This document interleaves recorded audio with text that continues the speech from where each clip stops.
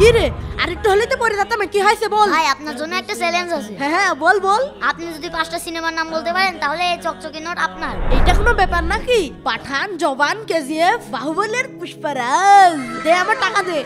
আপনি যদি 5টা সূরার নাম বলতে পারেন এরকম নোট আরেকখান দেবো আর যদি না বলতে পারেন তাহলে ওই 1000 টাকার নোট ফেরত দেবেন সূরার নাম বলতে হবে নে ভাই তোর টাকা নে তো আমার সময় নেই ভাই আপনি যদি 5টা হিরোর নাম বলতে পারেন তাহলে এই চকচকে 1000 টাকার নোট আপনার এটি কোনো ব্যাপার নাকি সালমান খান শাহরুখ খান আমির খান শাকিব খান আর হিরো আলম দে টাকা দে ভাই আপনার জন্য আরো একটা অফার আছে আপনি যদি 5টা নবীর নাম বলতে পারেন তাহলে এই 1000 টাকাও আপনার যদি না পারেন তাহলে ওই 1000 টাকা ফেরত দেওয়া লাগবে নবীন নাম নে ভাই নে তোর টাকাগুলো তুই নে বন্ধুরা লোকটা নবীর নাম বলতে পারলো না ছি ছি ছি ছি